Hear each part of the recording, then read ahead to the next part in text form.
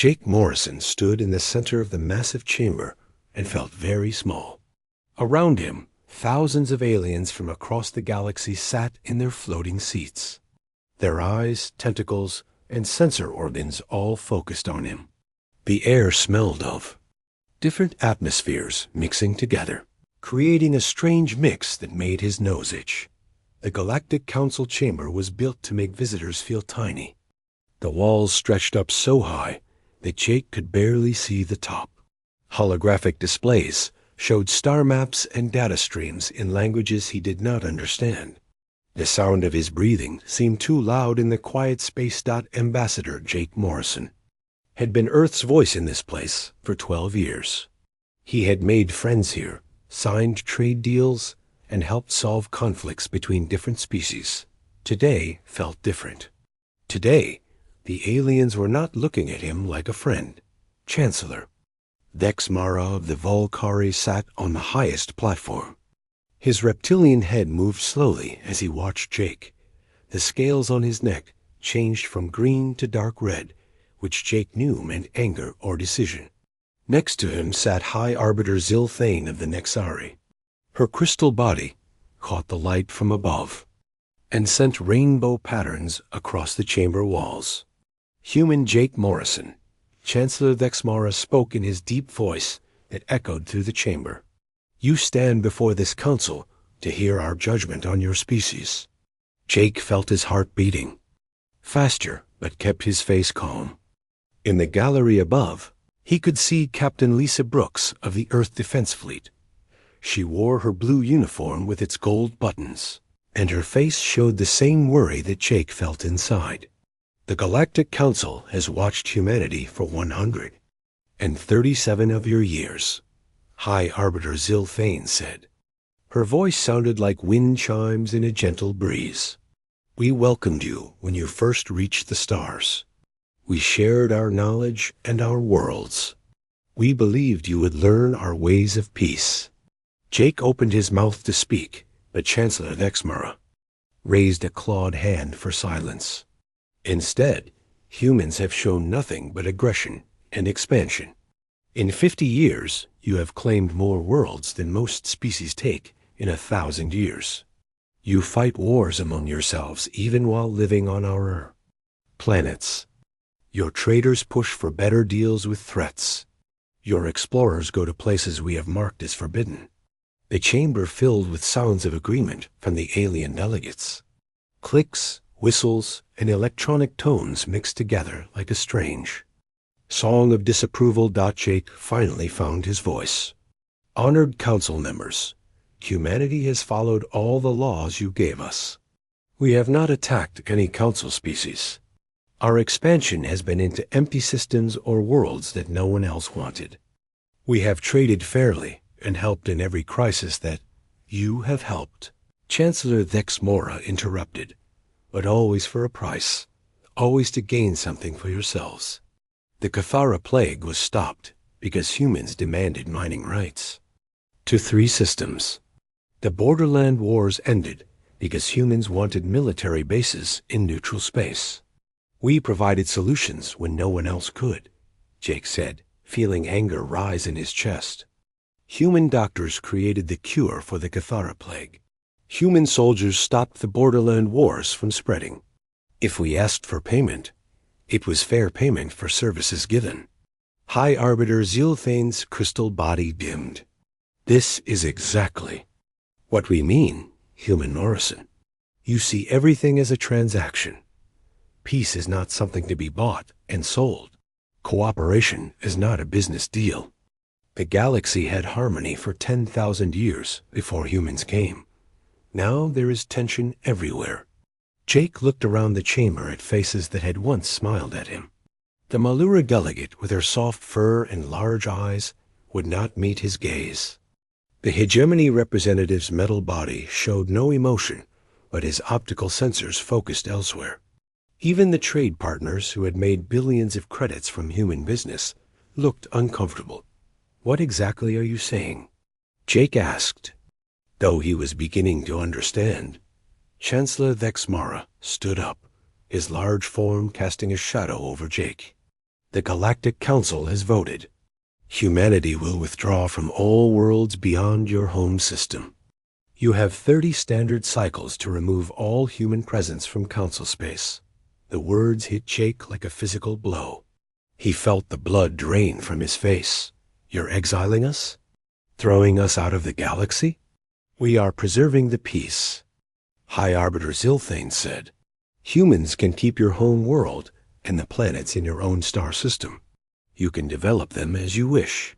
But you will have no more colonies beyond Sol. You will have no more voice in council matters. You will have no more trade agreements with council species. Jake found his anger then. It burned through the shock and fear. We have 57 colony worlds with over 200 million human citizens. We have trade relationships worth trillions of credits. We have scientific research projects that will benefit everyone. You cannot just... The vote was 800. And 47 in favor, 1 against. Chancellor Thexmara said, only humanity voted against this decision. The council has spoken. In the gallery, Captain Lessa Brooks stood up. Her hand moved toward the weapon at her side, but she stopped. Herself. Starting a fight here would only prove the aliens right about human. Aggression. Jake felt the weight of history on his shoulders. Every human who had died building the colonies, every family who had made new homes among the stars, every child born under alien suns, all of it was being taken away. Our colonies produce food for 12 different species, Jake said desperately. Our factories make medical supplies that save millions of lives every year. Our research stations are working on problems that affect the whole galaxy. If you force us to leave, everyone will suffer. We will manage, High Arbiter Zilthane replied. The galaxy existed before humans came. It will exist after you go. Jake looked around the chamber one more time. These aliens had been his friends, his colleagues, his partners in building a better galaxy. Now they looked at him like he was a disease that needed to be removed. 30 cycles, Chancellor Thexmara repeated. Any human presence remaining in council space after that time will be considered an invasion force and dealt with accordingly. Threat was clear. Leave peacefully or be destroyed. Jake Morrison straightened his shoulders and looked directly at Chancellor Thexmara. You are making a mistake. Humanity has been your partner, your ally, your friend. We have bled for this. Council, we have sacrificed for the greater good. And now you throw us away because you fear our success. We fear your nature, High Arbiter Zilthane said softly. You cannot change what you are. Jake smiled, but there was no warmth in it. No, we cannot. And someday you will remember this moment and wish you had remembered that truth before you made this choice. He turned and walked toward the exit, his footsteps echoing in the suddenly quiet chamber. Captain Lisa Brooks joined him in the corridor outside. Admiral Harrison is already preparing the evacuation fleets, she said quietly. We can be ready to start withdrawals in 5 cycles. Jake nodded, but said nothing. He was thinking about something his grandfather had once told him about cornered animals. They were always more dangerous than free ones. The aliens thought they were solving a problem by forcing humanity to leave. They had no idea they were creating something much worse than anything they had feared. But they would learn. Jake Morrison was certain of that. They would learn. Admiral Pete Harrison watched the display screens in the command center and felt his heart break a little more with each update. Red dots marked human colonies across the galaxy, and one by one they were turning gray as the evacuation fleets arrived. New Dakota had gone gray 3 hours ago. New California was loading its last transport ships now. The research station at Kepler 442b had just sent its final transmission before destroying its laboratories. 57 colonies, built over 3 generations, were being abandoned in 30 cycles. Admiral, called out Lieutenant Commander Beth Adams from her station. Transport Convoy Delta 7 is requesting additional escort ships. They're carrying the entire population of New Montana, including medical patients who cannot be moved quickly. Pete nodded. Send the destroyers Hawk and Eagle to escort them. Tell Captain Walsh to take the long route home if needed. Every life matters. The command center hummed with activity as hundreds of officers coordinated the largest evacuation in human history. 200 million people had to be moved from 57 worlds, along with everything they could carry. The logistics were staggering. On the main screen, Pete could see live feeds from the colonies. On New Texas, families were loading century-old farming equipment onto cargo ships. The Hendersons had farmed that land for 4 generations, turning empty soil into fields that fed millions. Now they were packing their ancestors' tools and leaving forever. Ben Carter stood in his farmyard on New Dakota and watched the alien enforcement fleet hovering in the sky above. The Valkyrie ships were sleek and threatening, their weapons clearly visible. They had not fired, but the message was clear. Leave now or face the consequences. His wife Mary stood beside him, holding their youngest daughter. Their older children were already at the transport site, helping load the community's belongings. Ben had been born on this world, had never seen Earth except in pictures. This was his home, and the aliens were taking it away. Papa, why do we have to go? His 6-year-old daughter asked. Ben looked down at her innocent face and struggled to find words that would not fill her with hatred. Because sometimes people make bad decisions, sweetheart. And sometimes those decisions hurt good people. A transport shuttle landed nearby, kicking up dust from the field where Ben had planned to plant corn next season. The pilot was young, maybe 25, wearing the uniform of the Earth Defense Fleet. Mr. Carter, I'm Ensign Tony Reynolds. I'm here to take you to the main transport ship. Ben nodded and picked up the last bag of belongings. 4 generations of his family's history fit into 6 bags.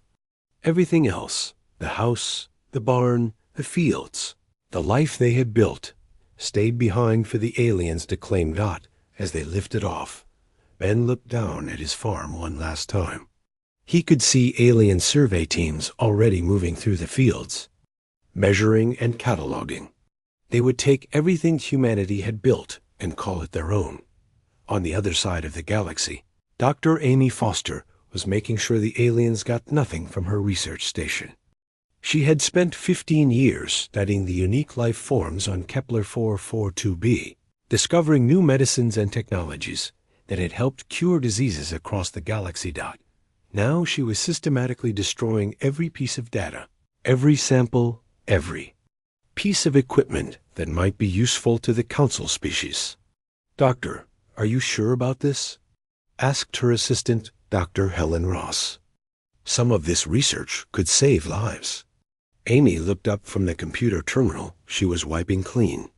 Whose lives, Helen? The same aliens who are throwing us out of our homes. The same council that decided we are too dangerous to exist among. Them? She pressed the final deletion key, and years of groundbreaking research vanished forever. If they want us gone, they get nothing from us. No medicine, no technology, no knowledge. Let them figure out how to cure the red fever without our research.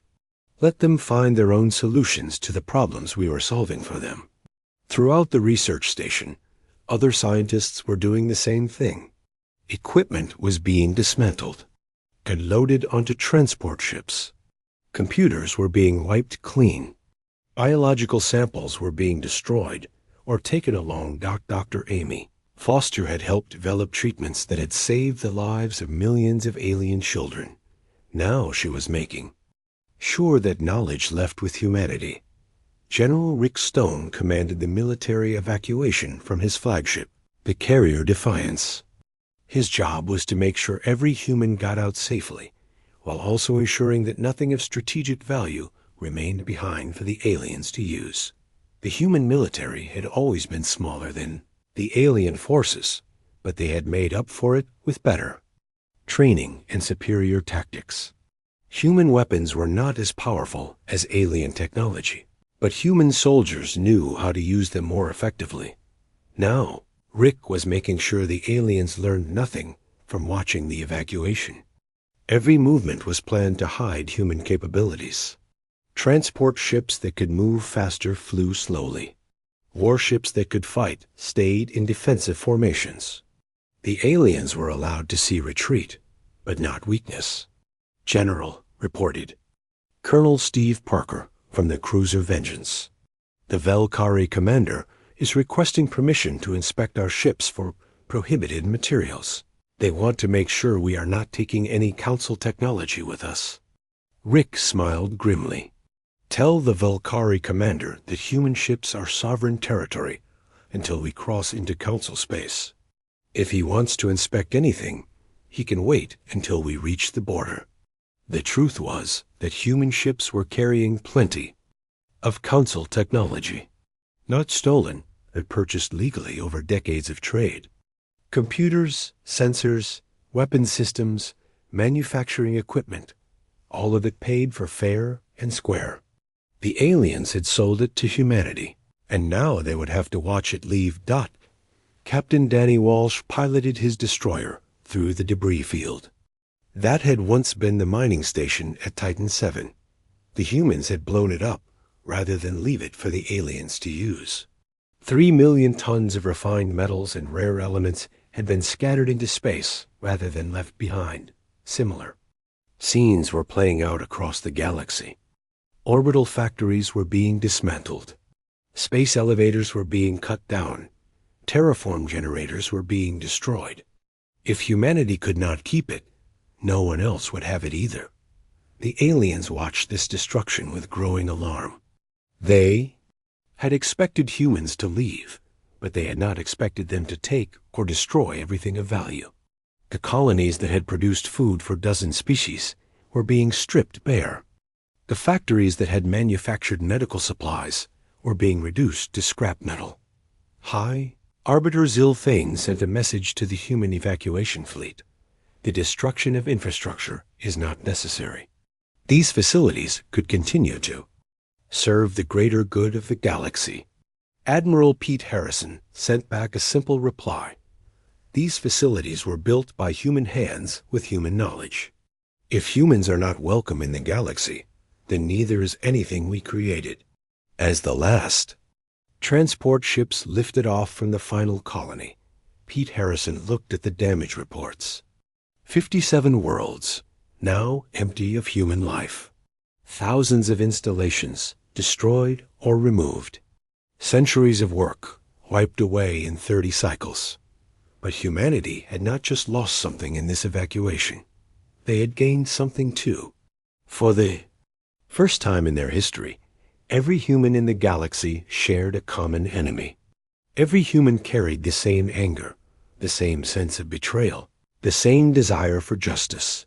The aliens thought they were removing a problem by forcing humanity to leave. Instead, they had created something they had never faced before, a completely united human species, with a very long memory and a very good reason to hate. The evacuation was complete. Now the real work would begin. 15 years had passed since the evacuation, and Earth looked nothing like the world humanity had left behind. The blue marble that had once seemed so peaceful now bristled with weapons and industry. Massive orbital stations surrounded the planet like a steel necklace, each one a fortress designed to keep the galaxy out. Captain Danny Walsh guided his stealth corvette Wraith through the asteroid belt between Mars and Jupiter, invisible to any sensor that the aliens might use. His ship was one of dozens in the Ghost Fleet, vessels so advanced that they could slip past entire alien armadas without being detected. The Wraith was beautiful in its deadly simplicity. Its hull absorbed electromagnetic radiation instead of reflecting it. Its engines produced no heat signature. Its weapons could fire without creating the energy spikes that most sensors looked for. 15 years of isolation had taught humanity to build things the aliens could never imagine. "Captain," reported Lieutenant Sarah King from her sensor station, "we have reached the jump point for the Valkyrie system. All systems show green for infiltration." Danny nodded. "Take us in, Lieutenant. Admiral Miller wants a full report on their fleet positions by tomorrow." The Wraith slipped into hyperspace, bound for enemy territory. This was Danny's 15th reconnaissance mission into Council space. Each trip brought back more intelligence about alien weaknesses, alien fears, and alien complacency. Back on Earth, Fleet Admiral Kate Miller studied the reports coming in from the Ghost Fleet. Her office in the orbital command station looked out over the shipyards where humanity's new Navy was taking shape. The ships under construction were unlike anything that had ever been built before. "Admiral," called her aide, Commander Marcus Campbell, "Dr. Reynolds is here for the weapons briefing." Kate turned from the window as Dr. Tony Reynolds entered the office. The scientist looked tired but excited, the way he always looked when he had made another breakthrough. In 15 years of isolation, Tony had become humanity's greatest weapons designer. "Show me what you have, Doctor," Kate said, settling into her chair. Tony activated the holographic display in the center of the room. A three-dimensional model of an alien cruiser appeared, rotating slowly in the air. "This is a standard Valkyrie heavy cruiser," Tony began. "Energy shields, particle beam weapons, armor plating that can resist most known weapons. 15 years ago, it would have taken 3 human destroyers to bring one of these down." He pressed a control, and the hologram changed. Now it showed a much smaller human ship firing a single projectile at the cruiser. The alien shields flared and died. The armor cracked and split. The mighty warship came apart like a broken toy. "This is our new kinetic penetrator round," Tony continued. "No energy signature for their sensors to detect. No beam weapons for their shields to stop. Just a chunk of ultra-dense metal moving at 90% of light speed." Kate smiled. "How many rounds can we manufacture?" "As many as we need, Admiral. The mining operations on Ceres are producing enough materials to arm every ship in the fleet. We have also completed the new fighter designs." The hologram changed again, showing swarms of tiny ships moving in complex patterns around larger vessels. Unlike the bulky fighters that most species used, these were sleek and fast, almost like metallic insects.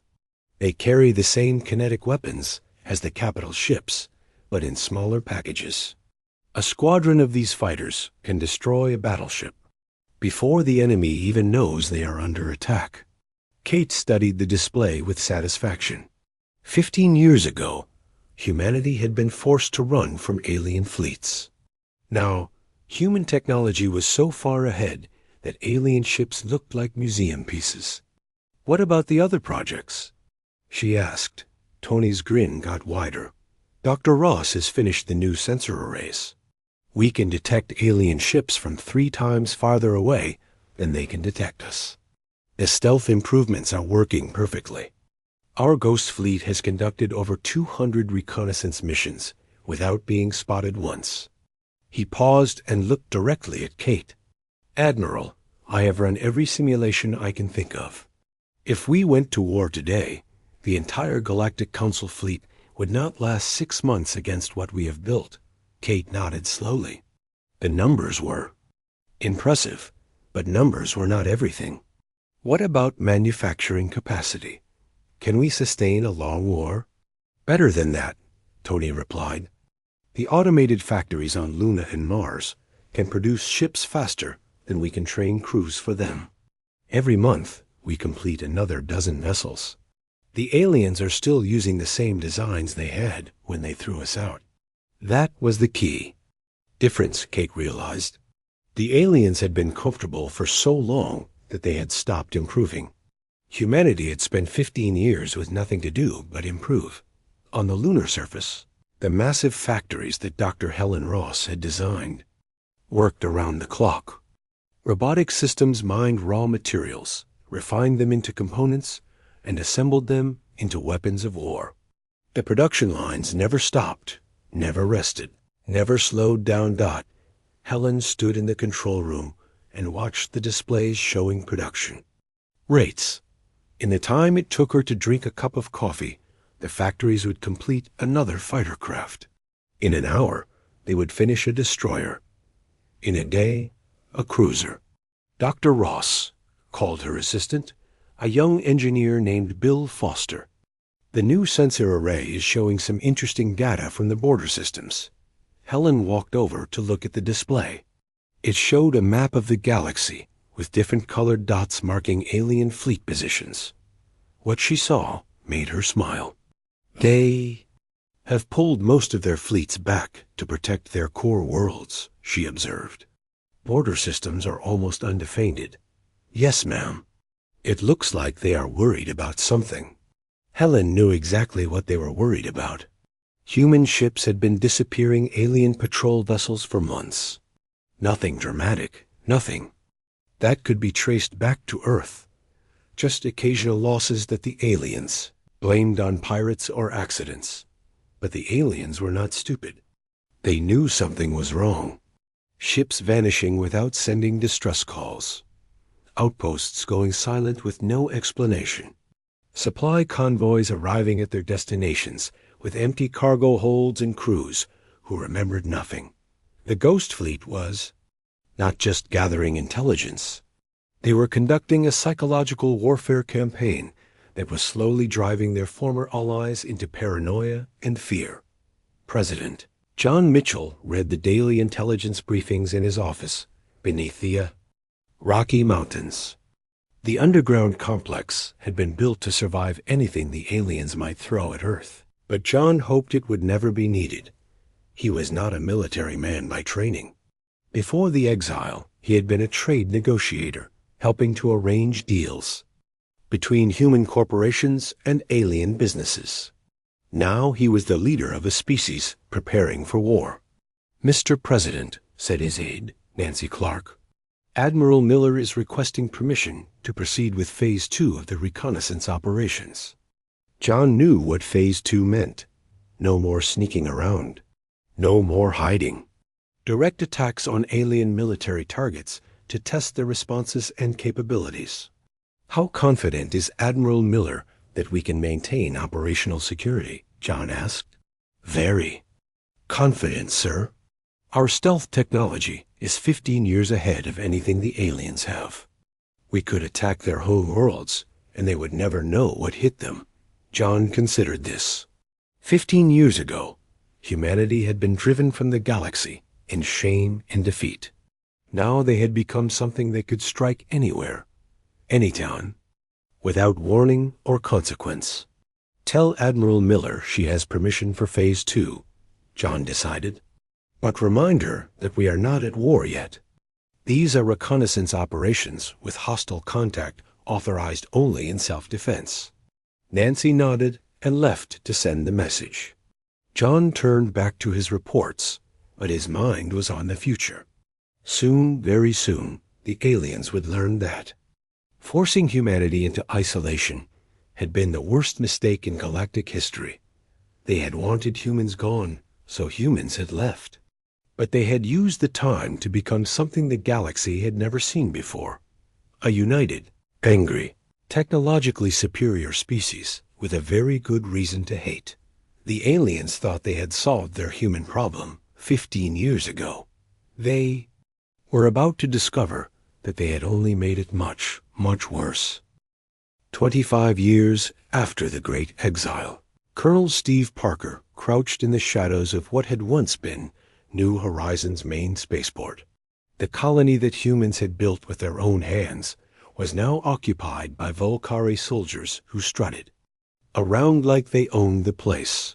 Steve watched through his tactical visor as the reptilian guards made their patrol rounds. Their weapons were older models, their armor showed poor maintenance, and their movements were lazy and predictable. 25 years of easy occupation had made them soft. Ghost Leader, "This is Ghost 7, whispered Sergeant Ben Carter into his comm unit. "Southern perimeter is clear. Alien patrol just passed. Won't be back for 30 minutes. "Copy, Ghost." 7, Steve replied. "All units, commence Phase 1 on my mark." Around the spaceport, 40 human commandos moved like shadows. Their stealth suits bent light around them, making them nearly invisible. Their weapons made no sound when fired. Their movements were precise and deadly. Steve had been born on New Horizon 28 years ago.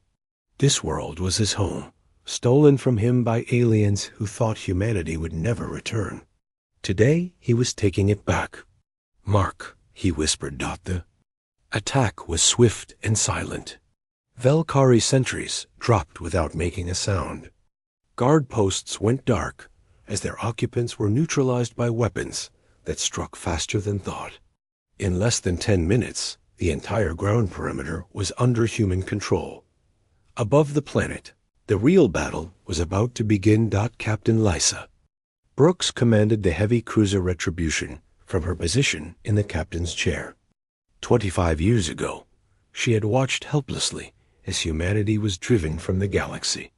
Today, she was leading the force that would begin their return. "Captain," reported her tactical officer, Lieutenant Helen Ross. "Velkari Defense Fleet is moving to intercept. 3 heavy cruisers, 8 destroyers, 24 fighters." Lisa nodded calmly. The alien force outnumbered her small task force by almost 3 to 1. 25 years ago, that would have meant certain defeat. Today, it meant the aliens were about to learn how much had changed. "All ships, this is Admiral Brooks," she said into the fleet communications channel. "You know your targets. Make every shot count. Show them what humanity has become." The Velkari fleet commander, a veteran warrior named Sektar, watched the human ships approach with confident amusement. 5 small vessels against his mighty battle group. It would be over in minutes. "All units, maintain formation," he ordered his fleet. "Let the humans come close, then destroy them quickly. Make sure some escape to spread word of what happens to those who challenge the Council." But as the human ships entered weapons range, something impossible happened. The lead vessel, smaller than any of his cruisers, fired a single shot that punched straight through his flagship's shields as if they did not exist. Sektar's mighty dreadnought, pride of the Velkari fleet, came apart in a shower of metal and flame. The bridge exploded around him, and his last thought was confusion at how such a small ship could carry such devastating weapons.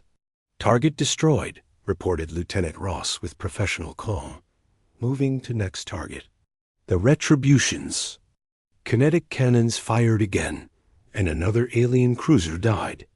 Around them, the rest of the human task force was cutting through the Velkari fleet like a blade through paper.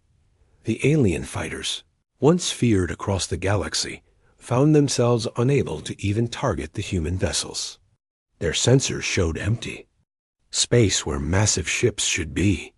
Their missiles locked onto false targets that vanished when struck.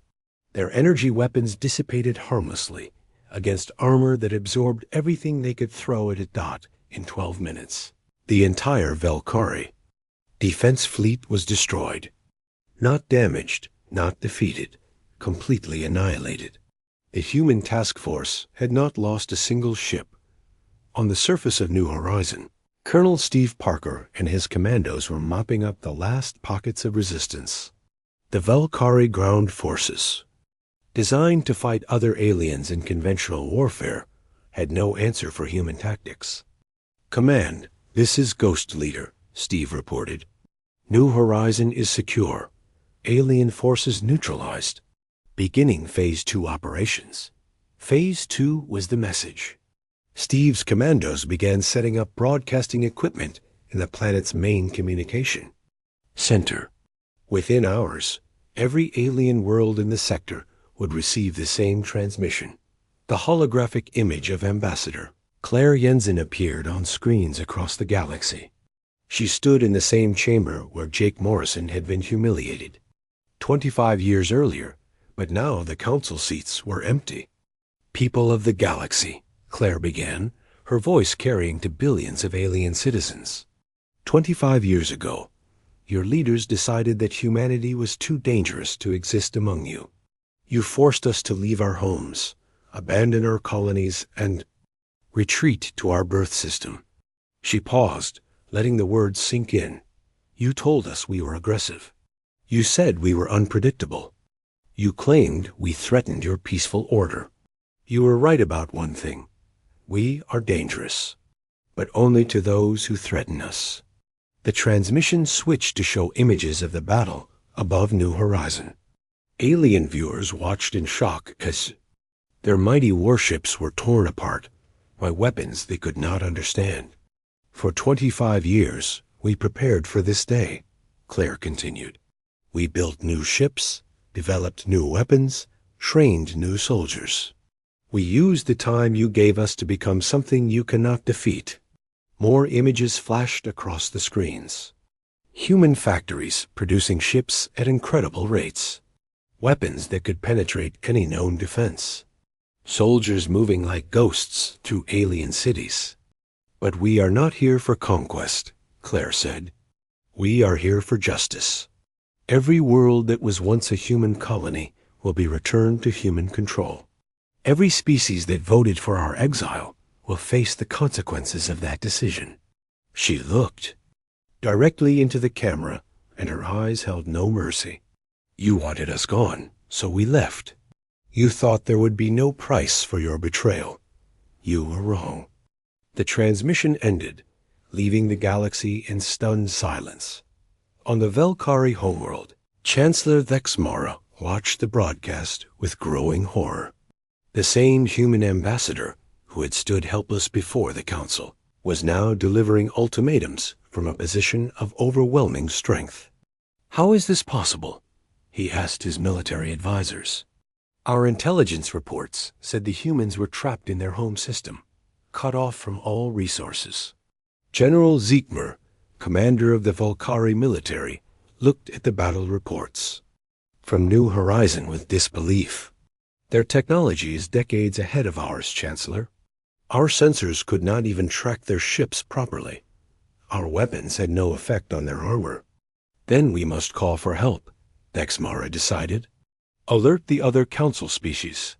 Tell them the humans have returned, and we need a combined fleet to. He was interrupted by another aide rushing into the room. Chancellor, we are getting reports from across the sector. Human fleets are attacking our colonies everywhere. Velkar Prime is under siege. The mining worlds of Gektar system have gone silent. Our patrol fleets are being destroyed faster than we can track them. Vexmara felt something he had not experienced in centuries of galactic dominance. Fear. The humans had not just returned. They had returned as something the galaxy had never seen before. Meanwhile, on Earth, President John Mitchell watched the reports coming in from across the galaxy. New Horizon was secure. 3 other former colonies had been retaken. Alien fleets were fleeing rather than face human forces. Mr. President, reported Admiral Kate Miller, Phase 1 operations are proceeding ahead of schedule. Alien resistance is minimal. Their fleets are outdated, and their tactics are ineffective against our technology.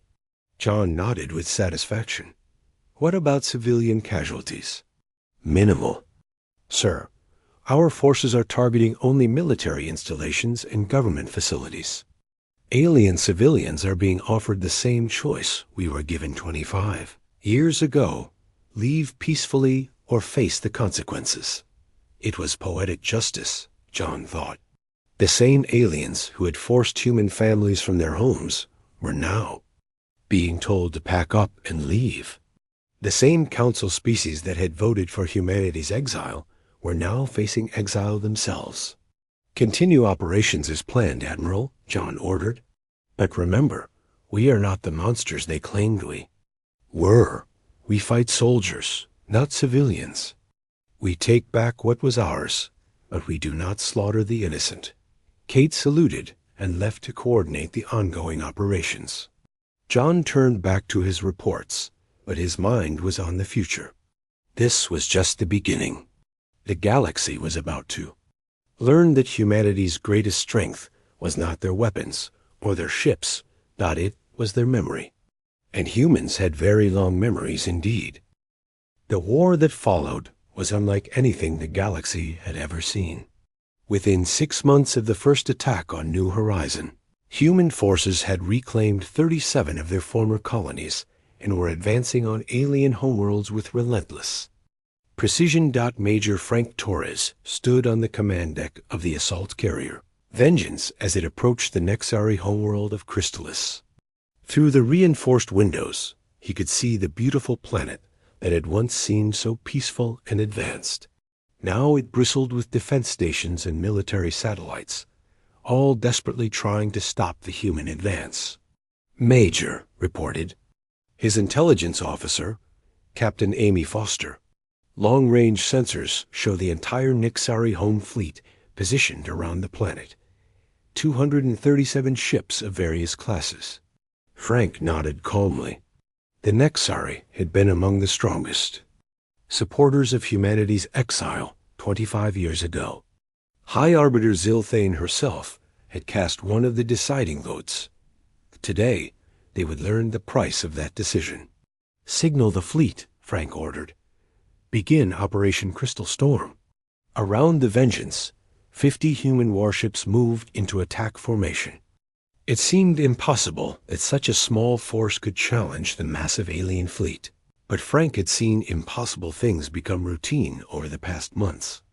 The Nexari commander, Fleet Admiral Kilthara, watched the approaching human ships with desperate hope. She had studied every battle report from the past 6 months, looking for some weakness in human tactics or technology. She had found none. All ships maintain defensive positions around the planet, she ordered. Use the orbital platforms for cover and concentrate fire on their lead vessels. The battle began with the Nexari firing everything they had. Energy beams, plasma torpedoes, and kinetic missiles filled space between the two fleets. The barrage was so intense that it should have vaporized any attacking force. Instead, the human ships seemed to absorb the attacks without effect. Their stealth technology made targeting nearly impossible, and their armor turned devastating weapons into harmless light shows. Within minutes, the human fleet was among the Nexari formations, their kinetic weapons tearing through alien ships like paper. Impossible, whispered Fleet Admiral Kilthara as she watched her mighty dreadnought explode under a single human torpedo. How can they be so advanced? She would never learn the answer. The Vengeance's main gun spoke once, and the Nexara command. Ship became expanding plasma and debris. On the other side of the galaxy, Commander Beth Adams was leading the siege of the Volcari capital system. Her fleet of 30 ships faced over 400 alien vessels, but Beth felt no concern. The past months had taught her that numbers meant nothing when technology was superior. Commander, reported her tactical officer, Lieutenant Bill Foster. The Volcari are requesting a ceasefire. They want to negotiate surrender terms. Beth considered this. The Volcari homeworld below them held billions of civilians who had never voted to exile humanity. But it also held the government that had made that decision and enforced it for 25 years. Tell them they can surrender unconditionally, Beth replied. All military forces stand down, all government officials report for processing, and all human property seized during the exile will be returned immediately. The response came quickly. The Volcari refuse your terms and will fight to defend their homeworld. Beth sighed. She had hoped they would be smarter than that. All ships. Commence bombardment of military targets only. Avoid civilian areas, but make sure they understand the consequences of resistance. The human fleet opened fire, and the Volcari defense stations began exploding one by one. Each shot was precisely targeted, each impact calculated to minimize civilian casualties while maximizing psychological effect. Within hours, the once mighty Velkari fleet was reduced to scrap metal floating in space. Their orbital defenses were gone, their military installations were destroyed, and their government was hiding in underground bunkers. But the real war was not being fought only with weapons. CEO Marcus Campbell sat in his office on the trade station Liberty Point, coordinating the economic campaign that was destroying the Galactic Council from within. "Mr. Campbell," reported his aide, a sharp young woman named Jennifer Hayes, "the Maluri government has agreed to our terms. They will withdraw from the Council and establish exclusive trade agreements with human corporations." Marcus smiled. The Maluri had been reluctant supporters of humanity's exile, voting yes only under pressure from larger species. Now they were abandoning their former allies in exchange for human protection and prosperity. "What about the hegemony worlds?" Marcus asked. 12 of their member systems have already switched sides," Jennifer replied. "They are offering to provide intelligence on Council fleet movements in exchange for human military protection." It was happening across the galaxy. Species that had voted for humanity's exile were now begging for human friendship. The same traitors who had supported the boycott of human goods were now desperate to restart commerce with Earth's corporations. The aliens were learning that humanity had been the economic engine that drove galactic prosperity.